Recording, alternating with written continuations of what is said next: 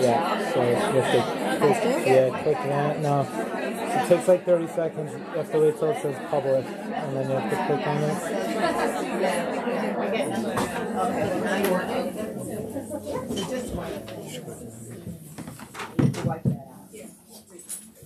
I don't have enough. Thank you. It takes like a minute.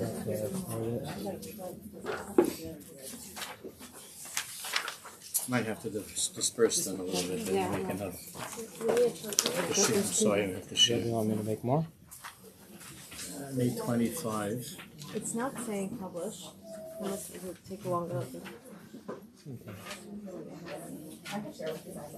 Should I make more? Maybe just take one of them. Yeah. Yes. Can I have one? I'll make some more. Sky. Thanks. How many? And you can't quickly just send it to my phone? 15 and 20. Okay, 15 Thanks. Okay, so just tell Rebbe. So No, yes. Very so tonight's show was sponsored by Mrs. Lisa Pantiliad and Mrs. Ayala Goldstein. My phone died, but I will read their dedications after the show. Okay. I'm so sorry.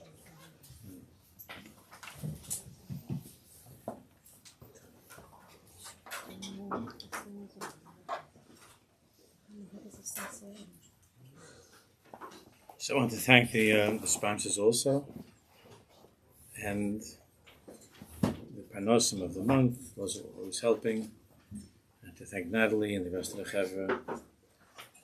There's a lot to talk about.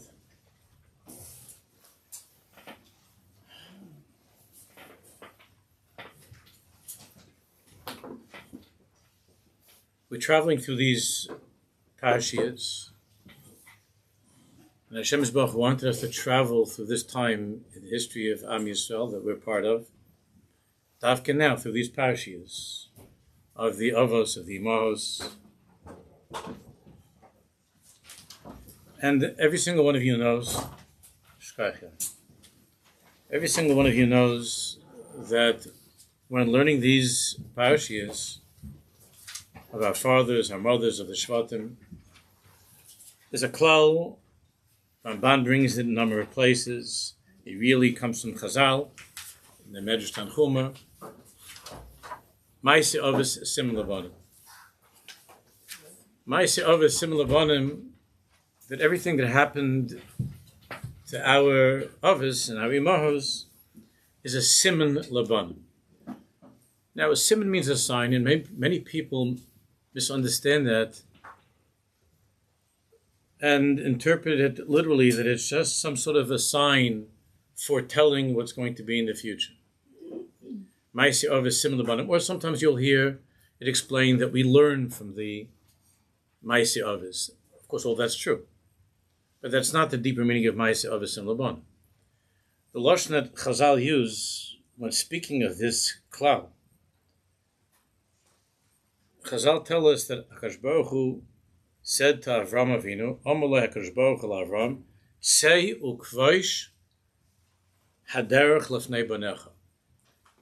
Sei ukvosh haderech lefnei banecha means go and conquer, carve out a path for your children, for your grandchildren to the end of time. Which means that it's not just a matter of foretelling what's going to be or teaching us how to behave in the future. Every single step that our fathers and our mothers took, every single breath, every single tefillah, every single word of their davening was a kibush, was a conquest, was bringing us to where we have to go. Not just a sim and a sign, a kibush, a conquest. What's happening right now, as we speak, what's happening right now in Eretz Yisrael, there was a kibush haderech long ago to pave that path towards returning to every single part of Eretz Yisrael and to sing a Yeshua Be'ez Hashem. So I want to talk about a very strange Ma'aseh Avos that has gone with us through these past couple of parashiyos, I think it's safe to say that of all of them, Ma'aseh Avos, it's probably the most difficult to explain.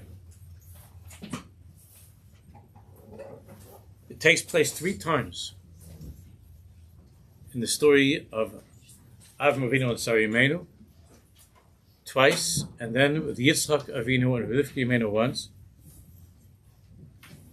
V'hi rav ba'aretz, v'yered Avram Mitzrayim, lo gur sham, there was a famine, and Avram Avinu had to go down to Mitzrayim because of this rav. V'ikash shehikriv lova Mitzrayim, and as Avram Avinu and Sarah Imeinu were approaching Mitzrayim, v'yomel Sarai ishto, Avram Avinu said to Sarah Imeinu, Hine no yadati ki yisef asmareat, I know that you're very beautiful. V'hay ki yiro sach hamitzvim, and when the Egyptians are going to see you, v'amru ishto izais, and they're going to assume that you're my wife. V'hargu oisi v'aisach yichayu, they're going to kill me and they're going to take you. Imrina chaysiat. So Avram Avinu, the last thing before entering into Mitzrayim, Avram Avinu asks his wife to pretend that she's his sister. Imrina achaysiat. So that I will be able to live and that we will be able to continue on.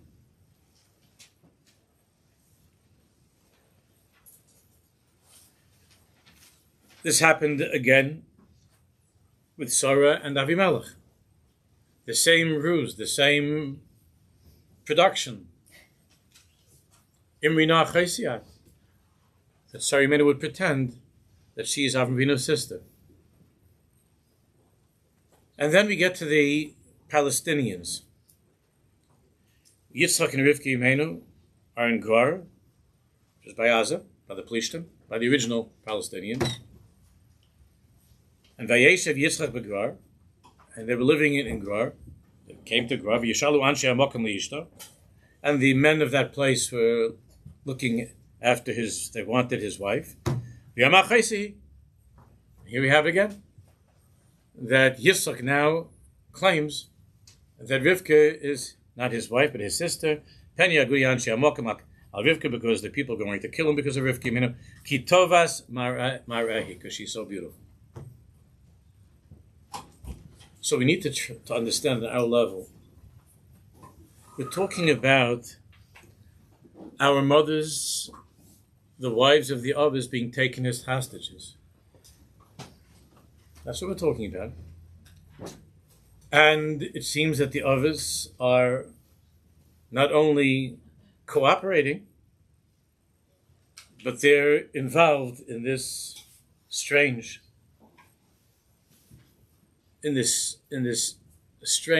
deception of Imrina chaysiat, of having their wives pretend that they're really sisters. They're sisters. So we need to understand, how's that possible? What does that mean? And if we believe, as we must, that Ma'aseh Avos Sim Labanim, that everything that happened to our fathers and our mothers is foretelling the future on the most basic level, but more than that, is paving a path for us to make it all the way till Mashiach, to fight through Golus and bring us to Yerushalayim. What's the kibush haderach? What conquest is there in having your wife pretend that she's your sister? 3 times. And the Torah doesn't report every single thing in the lives of the Avos Neimos. They lived for many years. We only know a few things. So if the Torah has chosen to report these Ma'aseh Avos of our mothers being taken as hostages, ki'ilu, they're the sisters of the Avos, it must be a big inyan. It must be a kibush haderach.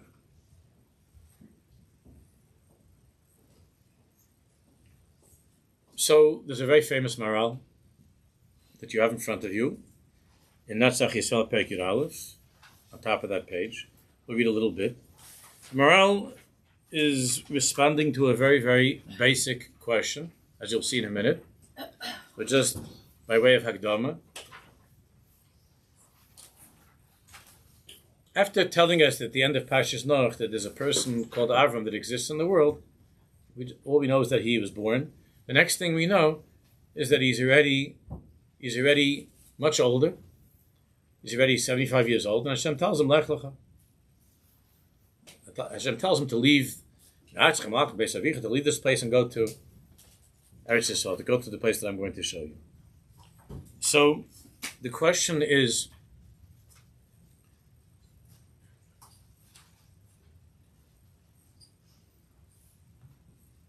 what exactly took place in this person's life that made him worthy to be chosen as the father of Am Yisrael? Who is he? What's his history? What did he do? What are his credentials? What are his qualifications? Chazal have revealed to us that he went through quite a bit in his hometown.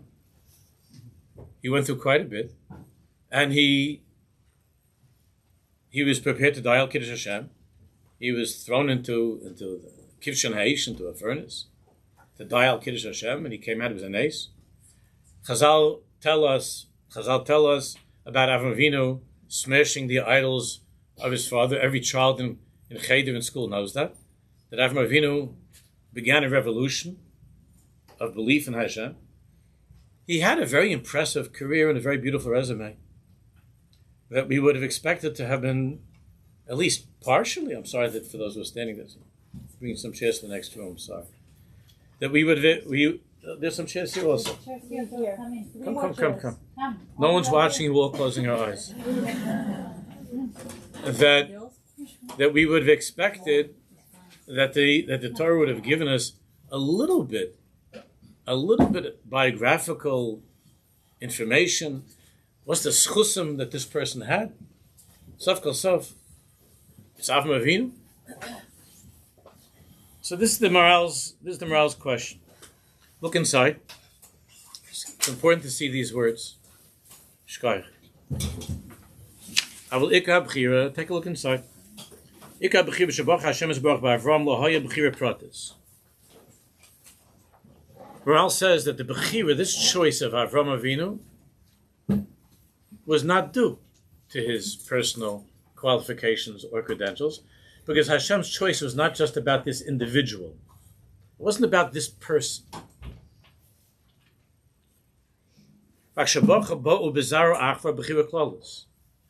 rather Hashem Yisbarach had, for reasons that are not known to us, we have in the Zohar, we have in Chazal, there's much written on this, but ultimately there was a Reishis HaMachshava, there was a thought that Hashem had when He created all worlds, that He would have this nation called Am Yisrael. And whatever was going to be, that tachlis that Hashem had in creation was going to take place through this nation of Am Yisrael. So the choice was not just of Avram Avinu. Oh, he's a really great person. Let's see how it goes with him. We'll start a nation with him. That's not what it was. This was not a bechira pratis of the individual. Because when an individual is chosen, it's because of his qualifications. It's the lefi hamakabel. It's because of who he is and how qualified he is for the job. But as it often happens, a person is hired for a job and he doesn't do particularly well. And if his performance is not up to par, he got the job and he can lose the job.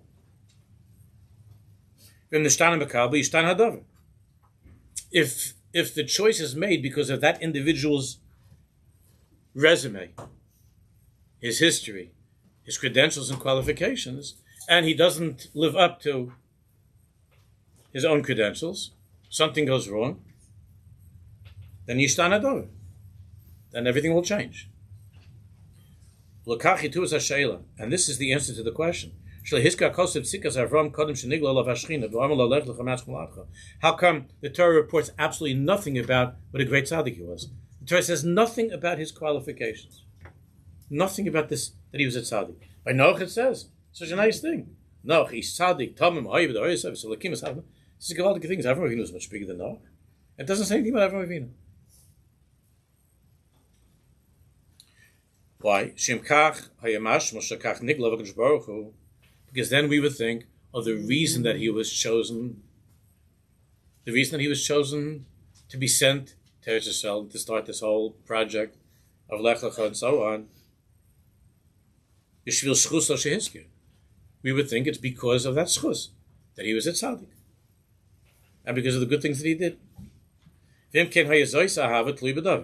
Which would mean that God's love, Hashem's love of Avraham Avinu, and the choice was an ahava tluya b'davar, which you're familiar with from Pirkei Avos, right? Ahava tluya b'davar means that it's a love that's dependent upon qualifications, credentials, resume, performance, v'chula.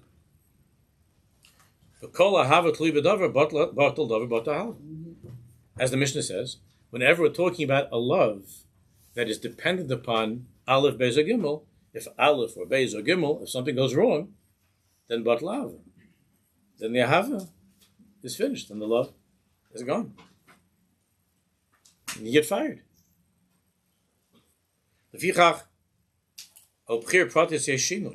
Whenever there's a choice because of that individual's qualifications, that's always subject to change.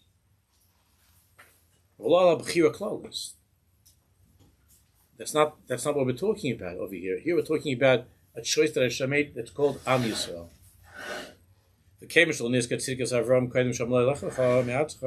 And that's why the Torah does not say anything about all the good stuff he was doing. What kind of a great tzaddik he was. Because so we mustn't think that the reason that Hashem undertook this whole thing that's called creation, and Am Yisrael, is because he's really good. What a tzaddik he is. Because then, in Batal Davar, Batal Ahava, things change. And if things change, so then what? Hashem's plan is verfallen. There's nothing. Ki schus avos efshar sheyeh tam. Schus avos, it can run out. In which case, the choice of the tzaddik. Listen, Avraham Avinu has had many descendants, and I'm one of them. We're not tzaddikim. We tried, but they're not tzaddikim, and some who are the opposite of tzaddikim. Without saying a nasty word, but the opposite of tzaddikim. So therefore, the Torah doesn't get into the whole inyan of schusim, of merits, milas, madregas, doesn't get into that whole business. Because this bechira, this choice that Hashem he made, goes to his infinite mind, which we don't understand. And it's not a matter of, I like what you're doing, I like the way you conduct your life. You know what? Let's try this. That's not the story of the world.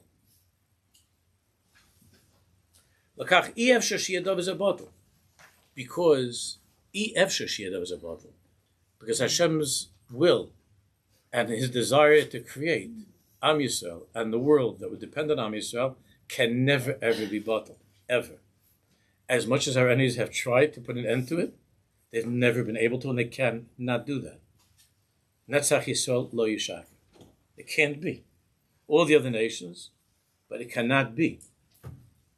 Am Yisrael can never ever be destroyed. There's no such thing. Either by our enemies or Chalila to self-destroy. To destroy ourselves. It can't be. So the Maral Aleph, this is a very, very big yisod. The Maral is telling us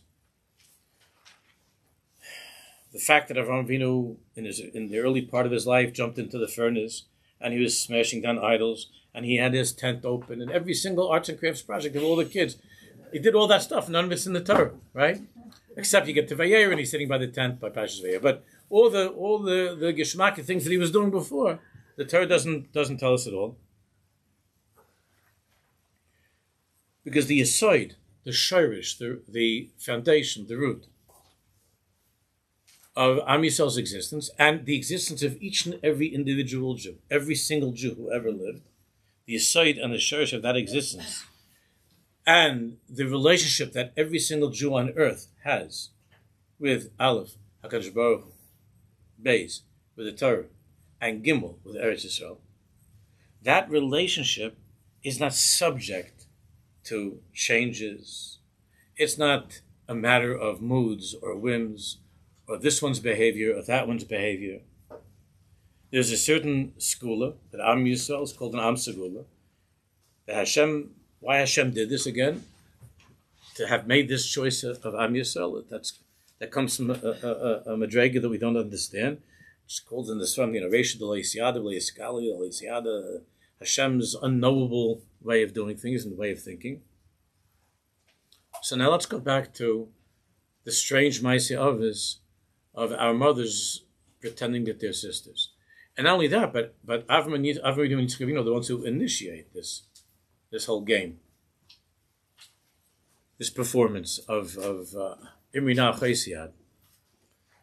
So I'll begin by sharing with you a Rosh Tevis that I once saw. I don't remember where I saw it, but I once saw that the word Achosi, my sister, Aleph Ches Vav Sof Yud, Achosi is the Rosh Tevis El Chai V'Kayim Tamid Yimloich, which we say by the Bracha of Marav, Kel Chai V'Kayim Tamid Yimloich. Hashem is alive, Kel Chai V'Kayim, and forever, Tamid Yimloich. And his Malchus is forever, over us, over Am Yisrael. Kel Chai V'Kayim Tamid Yimloich Eleinu Le'olam V'ed. So the word Achosi is Aleph Lamed is Aleph Lamed Kel Chai V'Kayim Tamid Yimloich is Achosi. So here we have a teaching, although he does not bring this Rosh Tevis, this that I just shared with you. I don't remember where I first saw that. He doesn't bring that. But the Rebbe, Reb Gershon Henoch from Radzin, he's famous for many things. He was a huge guy in Erlam. He's famous for he's called the Balat Chelis. He was the one that went and found the Chelis, the whole parasha, the Chelis of the Tzitzis. So he's the author of the Svarim Side Yesharim. So before we learn it inside, I'll give you a little bit of Akdama to what Reb Gershon Henoch says. He explains that there are two types of love in the world. There are two types of ahava. We find this in many Svarim, Chabad Svarim, many Svarim talk about this. There are two types of ahava. One ahava is ahava of an ish v'isha. There's the romantic love, a husband, wife, chas and kala. That's one type of ahava, which he calls ahava b'mikra. Ahava b'mikra means that they're not blood relatives. They're not, they were introduced, or they met, whatever. And the kesher, the connection between them, is a matter of choice. So for whatever reason, or used to be maybe more the parents' choice, but they had to agree. But the kids had to also agree. But it was a matter of choice. It's a matter of choice. In more modern times, so they spend a little time together, sometimes too much time together, dating, and to get to know each other, the milas, the midas, to see in each other, and to make a decision. That this is what we want to do. We want to move ahead with our lives, and we would like to get married. That's one type of ahava. Ahava is ish v'isha. The other type of love is called ach v'achais, a brother and a sister. It's not davka, but we'll see in the pasuk in Shir that these are the two types of love that are the models through husband, wife, Aleph, and brother and sister. Here, we're talking about an ahava that's be'etza. Be'etza means it's essential to their existence. That's how they came to the world. Whether they came as twins or they came one after the other, but the metzius is that it's an ahava b'toiloda by birth. So many brothers and sisters are constantly fighting with each other. So I never chose you, I never wanted you, I never wanted you, I never wanted you. And the answer is, it's too bad. That's the mitzvah. It wasn't a matter of choice. Kodesh Baruch Hu made such an Indian in the world that we're brother and sister. Hashem Baruch made such an Indian in the world. Now, the first love of ish v'ish, of husband and wife, romantic love, chas and kala, with this choice. Obviously, wherever there's choice, with this choice, there's going to be more passion, there's going to be more intensity, there's going to be more of a feeling of investment and so on. That's natural, because you are Baal Bechira, and much comes with that Bechira. There's a very big difference with a person, let's say, who chooses to learn Torah, somebody who was forced to learn Torah. It's a very big difference with somebody who chooses to be religious. And we've all watched and been inspired by Baalei Tshuva, and in a certain way we're envious of them because they made that choice. They're envious of us because you're from birth and everybody in your family and all that. It's so nice. And I don't have any religious relatives or any Jewish relatives or whatever. But we look at them and we say, wow, you made that choice. Therefore, the Baalei Tshuva, we watch how they daven, we watch the choices that they make. It's all because of the original choice that they made to keep Torah mitzvahs. So where there's choice, there's going to be more feeling, more emotion, more investment, and so on. But at the same time, we have to remember that the same way that they chose to get married, the Torah gave them also an exit plan. If Chalila, if need be, there's a way out. They chose to get married, and they can choose to end the marriage. Because the entire relationship is a matter of bechira, of choice. So on the one hand, as far as the emotions are concerned, that relationship of husband and wife is very, very powerful. But it is missing the quality of tamid yimloch. You understand? Or a permanent malchus. It's lav dafka. Since it was a matter of personal choice, people changed their opinions. Just like when someone was hired for the job. Like we spoke about a few minutes ago, the Maral. It's based upon choice, individual choice, performance, credentials, so then if things don't work out, so it's the end. So they can terminate the relationship. But the second relationship that's called ach v'achos, a brother and a sister. Of course, it's the same thing with sisters, brothers, but that familial relationship, siblings, ach v'achos, it's Yetzira Elokis. It's something that God created. We don't know why. We don't know why He created these two. But He created a brother and a sister. He created something. Comes to the Baruch Shalom. He created something. As a result of it being somebody else's choice, the creators. So it often lacks, and it normally lacks that kind of emotion. There's love, but it lacks that kind of emotion. It's the Yitzir that somebody else made this. But it has that quality of what? Kel chai v'kayim tamid yimloch. It's chai v'kayim. It lives forever. There's no divorce between a brother and a sister. They might not talk to each other. That's terrible. That's a tragedy. But that's not a divorce. Brother and sister is permanent. Thus is thus. That's it. All of this is alluded to in the pasuk of Shir Shir, in the 5th parak. Ani yishayna v'li bi'er. I am asleep, but my heart is awake. Kol dodi dofek. The voice of my beloved is knocking. Pischili achosi rayasi samasi. Open up for me. Achosi rayasi. My sister, my beloved, my companion. Meaning my sister, my bride. You see in Shir Shir. Kol dodi dofek. Hashem is knocking on the door of every Jewish heart. Ani yishenev li b'er, kol dodi dofek. I hear the voice of my beloved knocking. And what's Hashem Yisbarach saying to each one of us? Pischili achosi rayasi. Some asking is my perfect one, my beautiful one, whatever.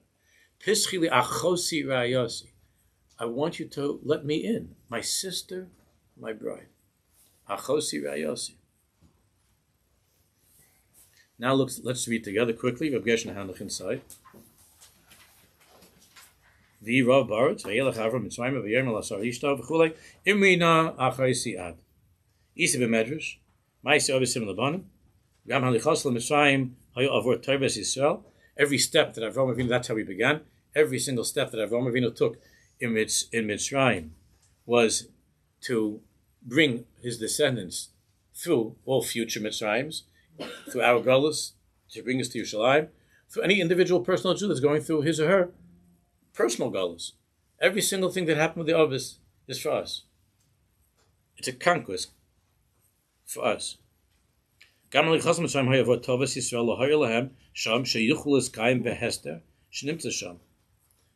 Avinu knew that he was going down for the first time that he was going down into Mitzrayim. Mitzrayim means the root of all exile is Mitzrayim, is Egypt. It's the most disgusting, dark, miserable place. It's the root of all Goliaths. Mitzrayim is called Ervas Har. It's the biggest tomb in the world is Mitzrayim. And Avram Avinu knew that he was now descending into a place where Hashem is very, very hidden, very concealed. And he knew that that meant that his children and grandchildren and great-grandchildren to the end of time are going to be traveling through such places and spending many years living in places like Poland and Germany and Yemen and Morocco and Hungary and all over, and New York. And he knew that. Avram Avinu knew that. And all he wanted was to be able to find a path, to carve out a path that would guarantee that while we are going to be in these dark places, we'll have the ability to hold on to some light. Hanukkah. We're able to hold on to light. We'll have some light in those difficult places. So we'll be able to continue to exist, to be chai v'kayim, and that tamid yimlo, that we should always have a connection to Hashem's birth, even in these terrible places that we're going to be going through. So what did he do? Of course, this is all Hashgachas Hashem, how it came about. Avram Yitzchak not criticized at all for this whole show of Imrina Chosiyat. It was all what Hashem wanted. What was that? So before they go into Mitzrayim, as they're going to cross the border into Mitzrayim, he says, Imrina Chosiyat. I want my wife, you, my wife, to pose as my sister. I want you to pretend that you're my sister. The hint over here, the secret over here is, because there are two types of love in the world. Ahavas ish v'isha, ahava mikris. The love of a husband and wife is ahava mikris. As I explained, they met. They didn't have to meet. Somebody introduced them, but they met. And they made this choice. It's nice. It's beautiful. That's one type of ahava. V'yesh ahava betaloda. But then there's another ahava that's created. It was not a matter of choice. V'ahavas ach ve'achos. And that's the love of a brother and sister. And this is, in our lives, a representation, a manifestation of the two types of relationship that the Jewish people have with Hashem and that every Jew has with Hashem. Ahava mikris. First there's Ahava mikris, the choices that we make. I want to go to shul today, I don't want to go to shul today. I want to keep Shabbos, I don't want to keep Shabbos. I'm not supposed to do this Aveira, but God forbid, I choose to do this Aveira. All of that is in the category of ish ve'isha. Whom is sibas ha'avodas v'abirum shesoivlim Yisrael abur kvod shamayim. All the wonderful things that you and I do in this romantic relationship that we have with Hashem, that we give up so many things in our lives, as it is in a loving relationship of a husband and wife, that each one gives up so much avur kvod shamayim because of our love of Hashem and to give honor and glory to HaKadosh Baruch Hu. All of our mitzvahs, all the things that we don't do because of Hashem, and the things that we do because of Hashem, These are choices that we make. No one's telling, we don't have to. I mean, no one's forcing us to. We do whatever we want.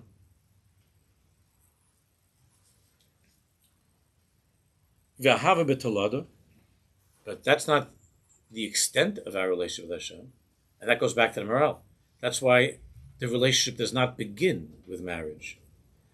Avram Avinu, we're not told anything about any romance between Hashem and Avram Avinu, anything about some wonderful things that he did that Hashem would have fallen in love with him over.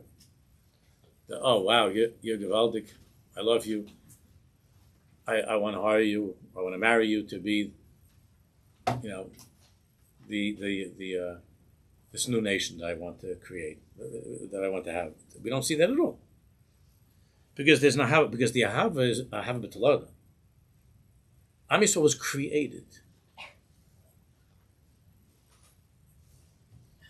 We have this inyan with Hashem that's not a matter of divorce. It's not up for divorce. There can't be any end to it. It's indestructible. It's called an ahava b'tolada. It's brother and sister. Achaisi, achaisi. Kel chai v'kayim tomid yimloch.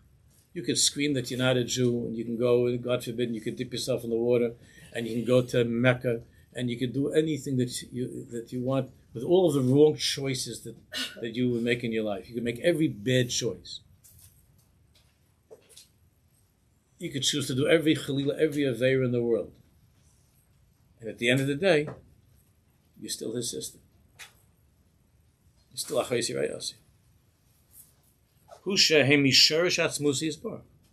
Am Yisrael comes, the words are amazing words. Shar misharish atzmus, we come from his essence. We come from the same cut. That's what it is. This is what makes the whole world crazy. This is why right now Jewish kids can't walk around in Colombia and in NYU. Why they're afraid. Why they're afraid to this is why, not all the sheker. This is why. This is why the whole world doesn't fagin. The Jews to have a tiny sliver of land in the whole world, that they don't fagin us. Because of this. The choice is not a matter of what he did for us, what we did for him. Just like with Avram Avinu, it's without bechira. It is what it is. Das is das. Hashem created it. Now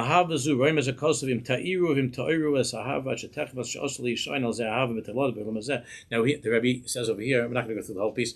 The Rebbe says, Rabbi Gershon says, you have to be very careful because one could easily just rely upon that. Sometimes brothers and sisters can be pretty nasty to each other because the feeling is, look, it'll be all right. She'll get over it. So you can do anything you want to your sister. You do anything you want to your brother because he'll get over it, she'll get over it. So that's why he says, you have to be very, very careful. Because a Jew could say to himself, look, we have this Indian, me and God. So, if I'm a Chal Shabbos, I eat some tarfis. What's going to happen? Sof kol sof, we'll make it to the end together. Because we're, brothers and sisters. So you have to be very careful. We have to awaken the love. We have to do everything we can through our learning, our davening, our mitzvahs, to awaken the romantic love, the passion of Yiddishkeit, the husband and wife Yiddishkeit. In Te'ir Torah's ahava chetechbats. That's ani yishen of libiyeh kol dodi doifek pischul achoisi rayasi. Mozek sif ish ki kach es achoisi chesed hu. Without going into that now, it's a very deep thing he just throws in there. In that sentence, the Torah describes an incestuous relationship between a brother and sister as chesed, as here the word chesed means something which is a disgrace, which is disgusting. What the Rebbe is saying is that you can't rely upon that relationship, a brother and sister, sit back and do nothing with your Yiddishkeit and not care about the relationship with Hashem because we have this bond, this blood relationship. That's something which is not acceptable. So, what the Rebbe is explaining is that the moment that Avram Avinu and Sarah were descending into that place of Heshtapanim, which means the Jewish people in the future going into all of these places. And and any individual Jew going into any difficult and dark place. So even though as a result of our experiences in Golus, we have often failed as being the most faithful wife, we have often failed in that area, and oftentimes the romance is missing between a Jew and HaKadosh Baruch Hu, and the davening is and the mitzvahs are not going so great. And sometimes there are some wrong choices that lead even to Averis and so on. And it's the same thing that's happened between one Jew and another Jew. And we saw this in the most horrible way right before the whole Maisa happened by Simchas Torah. We saw what was going on, especially in Eretz Yisrael. That was crazy. Akadei Kach, that on Yom Kippur itself, there were in Tel Aviv Jews that were screaming at other Jews who were davening in Yom Kippur. Akadei Kach, the things that were going on right before the Maisa of October 7th of Simchas Torah. Brothers and sisters who couldn't stand each other, who couldn't see that they had anything in common, who were not looking in the depths of that mitzias that God created that's called Am Yisrael. That you're my brother, you're my sister. And on the level of romance, all romance was lost. Because these two groups, broadly speaking, were making entirely different choices with their lives. You have Jews that are choosing to learn Torah and keep mitzvahs. You have Jews that are choosing to go against every mitzvah, to do every Aveira. In Tel Aviv, in Eilat, in Haifa, in Netanya, Ramat Gan, every choice, and all over the world, Jews are making those choices. Jews who are choosing not to be Jews. So in that relationship that's called Ish v'Isha, husband and wife, things were collapsing, things were falling apart. Choices, very, very, very big differences that we're not able to see eye to eye. And they weren't looking upon that deeper reality that's unbreakable. That unbreakable reality that's called Achosi, my sister. The Jews are brothers and sisters. So what was happening was that in that world of Ish v'Isha, of husband and wife, for thousands of years, we have not been seeing eye to eye with each other. We have not been seeing eye to eye with the Kodesh Baruch Hu. Many Jews have left Yiddishkeit. Many Jews are sick and tired of other Jews and are angry, and on both sides. I'm not just on both sides, critical of each other and hateful and so on. All these terrible things. And over the years of Golus, much of the romance has been damaged between us and Hashem, the marriage between the Jewish people and Hashem, and the marriage between Jews and other Jews. A lot of that has been terribly, terribly damaged and infected by what's happened to us in Golus. So Avraham Avinu anticipated all of this. Avraham Avinu saw all of this. So he turns to his wife, who was the beloved of his soul. That the two of them had such a relationship that the Gemara tells us that even after this life, in Maras HaMachpelah, they're embracing each other. Akadei Kach, that's how they were found when one of the Tanaim went into the Maras HaMachpelah. The greatest romance in history. Avinu Sari Meinu. But right before going to Mitzrayim, he turns to her and says, Imri Nachai Siat, I want you to say that you're my sister. Now, to us, it seems like that has to do with all the things with the Egyptians and so on and so forth, and Abimelech. Imri Nachai Siat means Kel Chai V'Kayim Tamid Yimlai. Avinu wanted to be Kaivesh Aderech, to pave and conquer a path for his children in the future. His children who are going to have so many unbelievable fights with each other and fights with HaKadosh Baruch Hu. Fights with Hashem Baruch. Fights with each other, unbelievable machlekes. And there are going to be terrible distance, a terrible distance between one Jew and another Jew. A terrible distance between Jews and Hashem Baruch.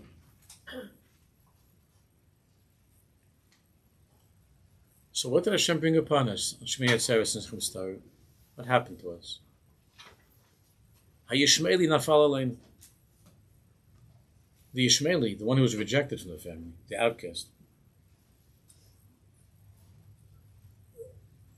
He's related, but it's not a brother and sister.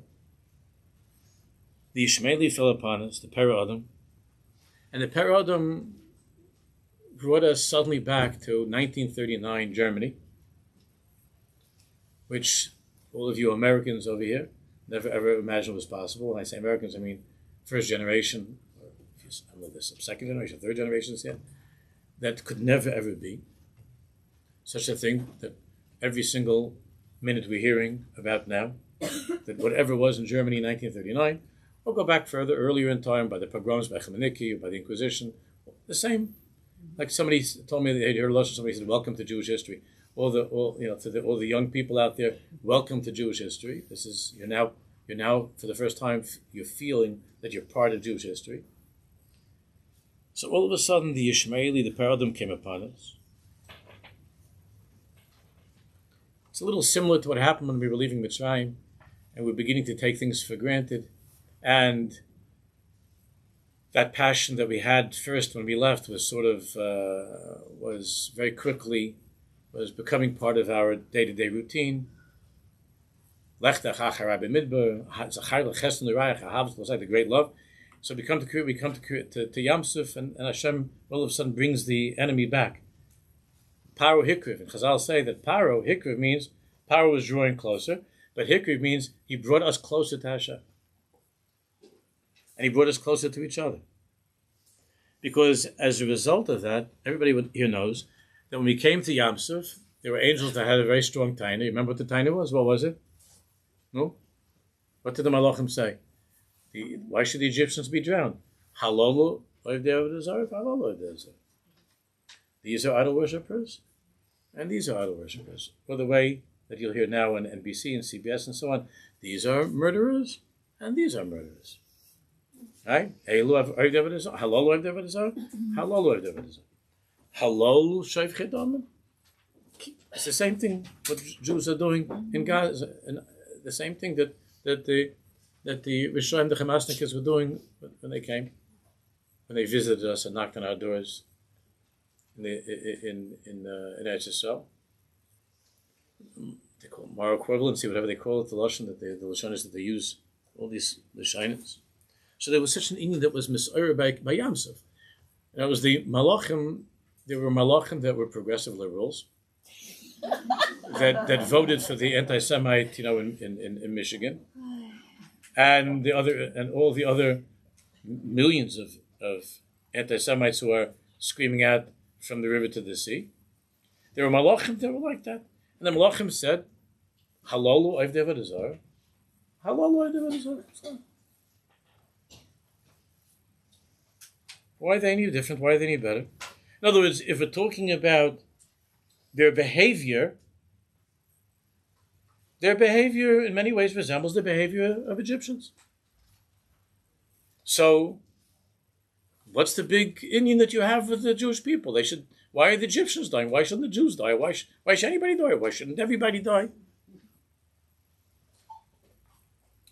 And you remember, Hashem Yisborach didn't even respond to the angels. Hashem said to Bnei Yisrael, Moshe Rabbeinu starts to daven, everybody's screaming and davening, and Hashem Yisborach says, Ma titzak elai, what are you hollering? Daber Bnei Yisrael,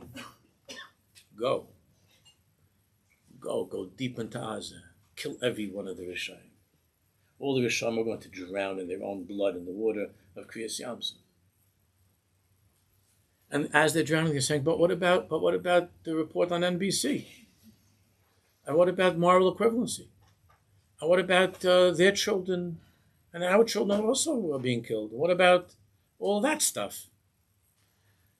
So you hear the Baruch Shalom laughing, Yeshe b'Shamayim Yitzchak, and he says, she's my bride, but she's also my sister. She might not always be the best wife. And sometimes she does things she shouldn't. And I really wish there was more going on between us. There was more there. The old passion, the old warmth of Lech Dech Acherai B'Midbar, Beres Lo Yizrua, Hashem Yisborach says. But at the end of the day, the Pasuk says, by Kriyas Yam Suf, tell them to just go, stop davening. Since when do we stop davening? Because there's no need to daven. The Zohar says that the highest Madrega of Atika Kadisha, the highest thing of the Atika Talia Milsa, of that ancient connection was now revealed. And Hashem says, Hashem yilachem lachem v'atem tacharishan. Hashem is going to fight this war v'atem tacharishan. Just be silent and go through the war. Hashem yilachem lachem v'atem tacharishan. There's no more, and there's no kitrugim. The malachim, there's nothing to say. The kitrugim stop. Hashem Yisbarach says, you have no idea who these people are to me. You don't understand what I have going on with these people.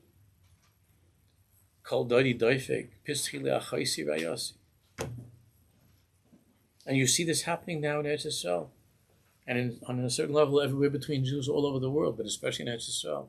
Every single clip that we're watching, we're seeing the chevra that are from, with the ones that are not from. They can't let go of each other. They can't stop hugging each other. My wife showed me one today about this beautiful, these families that there's cars giving them packages for Shabbos, saying the Shabbat Shalom, all these cars with people that are not from them. The soldiers are sitting there, they're all singing, and they're all saying, Ana Hashem Hashiach, and they're holding each other. Yeah, this one holds the hand over his head because he's not wearing yarmulkes.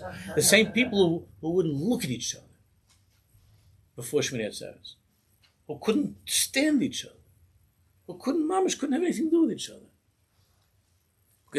Because until then, it was all about something's wrong in the marriage. Husband and wife, the Reigas, it's bad. Mamish bad. Husband and wife fighting, it's bad. And then all of a sudden came the Ishmaeli. Oh, and the Hamas came.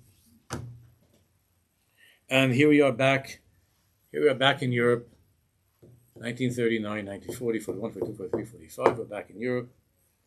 And then an amazing thing happened. All of a sudden, every Jew was saying to every other Jew, Achi, Achi, my brother.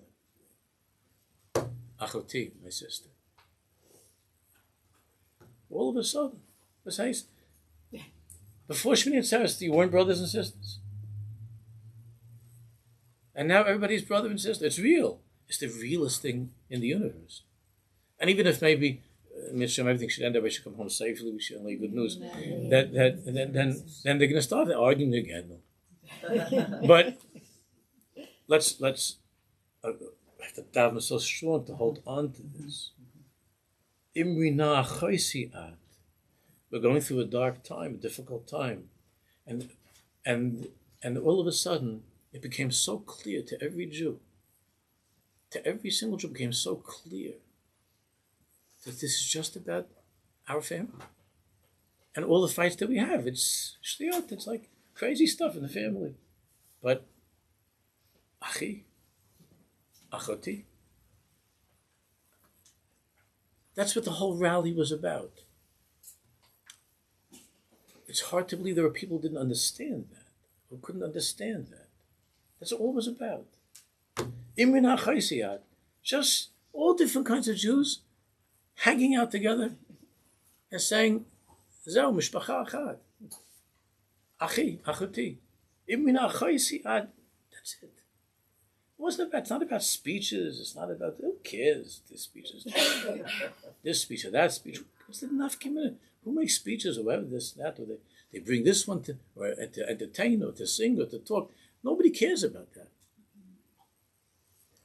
The only thing that anybody cares about is that as a result of the ancient hatred being unmasked, the ancient love has been unmasked. So, this is all I think that day and night.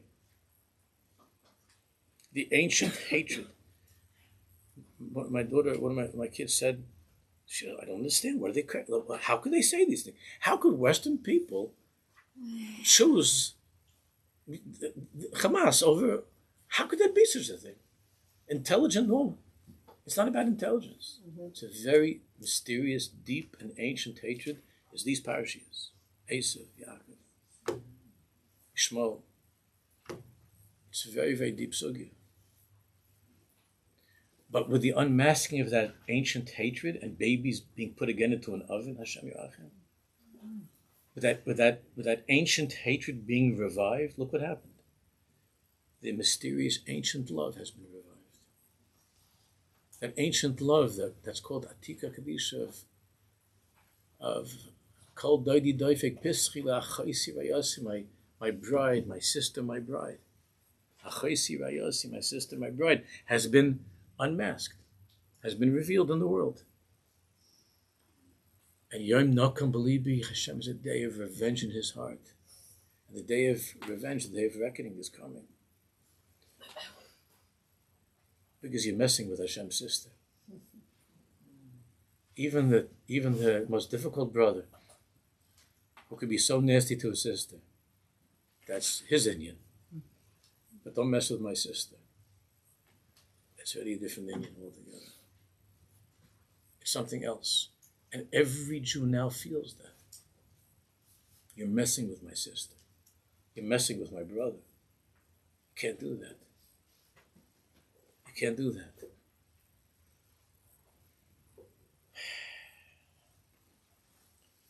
So there's a story that I've told sometimes over the years. I told to the Chevra, I was in Mexico last week, the Jews over there, it's a beautiful community, Amish beautiful community.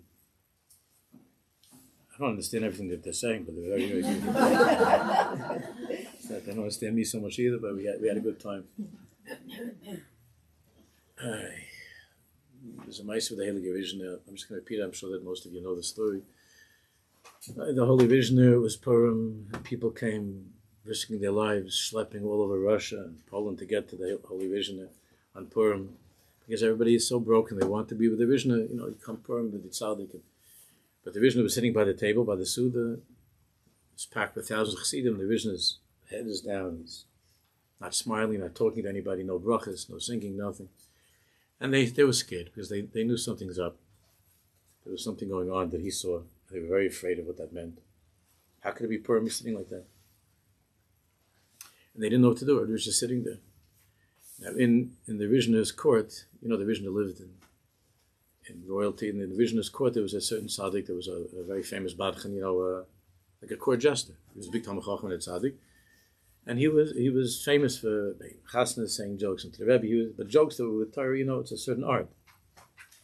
To make simcha, but Chassidim is a very, very big Inyan to make simcha, even if it's not a simcha shel mitzvah. Simcha. So everybody was looking to him to do something. The Rebbe's like out of it. So he was scared, but he jumped on the table right in front of the Vision. The food turned over and everything. Everyone, and he was standing on the table with his feet, looking down at the Rebbe. And the Rebbe said, "What's the matter? What are you doing?" And his name is Rabbi Yitzchak. I forgot that they call him Yitzchak Krakow or something. I don't remember how they call him. This Rabbi Yitzchak, this badchan. So he said, "There's something I want to say to the Rebbe." He didn't even ask permission. And the Rebbe was looking at him. He couldn't believe this. And he said, it wasn't so long ago that the Holy Rav Shitzer died. Naftali Rav Shitzer was in the world and he left the world. And if you were a chassid of Naftali Rav Shitzer, it was so good in this world, and it was even great for you in the next world. You know why? Because in this world, when you went to Naftali Rav Shitzer, he would sing with you, he'd give you brachas, he would give you a hug, he was happy to see you. And then even when the Rav Shitzer chassid would die, he would come to the next world. Rav Shitzer chassid, he comes to the next world, and they say, "Who are you? What do you want? What are you doing here?" So the chassid says, "I'm a chassid from Naftali." Say, "You're from Naftali?" Oh, they all start to laugh. Come on, it's like a party. Let's go. Come in. Naftali Rav Shitzer, come in. So if you're a Rav Shitzer chassid, it was good for you in this world, and it's good for you in the next world. But to be a chassid of yours, Rabbi, is not good in this world. It's not good in the next world. And the vision is shaking, and everybody couldn't believe he's told. They were afraid that people were starting to run out. And he said, "In this world, people are broken. People risk their lives to come schlepping 1,000 miles by foot to be with Purim by the Vizhner, to be with you, Rebbe. Not a smile, not a bracha, not a good word, nothing. Garnished. So what do we have in this world? So what's going to happen? Come to the next world, they're going to say, 'Who are you?' Some Vizhner chassid. No, it was a mershcher, depressed. They don't like depression in the other world. So what do we have from you in this world, and what do we have from you in another world?" So the Vizhner started screaming and shaking his Yitzchak's legs. And he said, "So I never asked you to come to me." And he started to yell at all the Chassidim, "I never asked any of you to come to me. You could go. I don't want you. I don't want any chassidim. I don't need any chassidim. And they all could leave. And then he starts to scream Yitzchak. Now he says, well, so why don't you go? Leave me. It's not good here. It's not good there. Then leave me. So the comedian Yitzchak sits on the table looking at the Rebbe in the face. And try to picture that. Sitting like in the stuffed cabbage, looking at the Rebbe in the face. And he says, Rebbe, I can't leave you. And the Rebbe screamed at him, why can't you leave me? It's not good with me. He said, Rebbe, I can't leave you. Because you're the truth. I don't care. About this world, about the next world. I'll never leave you. And the Rebbe closed his eyes. And he was thinking. And then he took a glass of wine. He said, L'chaim, L'chaim, L'chaim. And they never had such a simcha spurim like that. The simcha. And he told them that this broke through, that there was a terrible xavier that was hanging over the Jews in Europe. And that this broke through. Imrina chaysiyat, never ever to let go. At the end of the day, we don't. And that's what we're seeing now. We don't. We don't let go of each other, and we don't let go of him. When it comes down to it, we're in this together forever.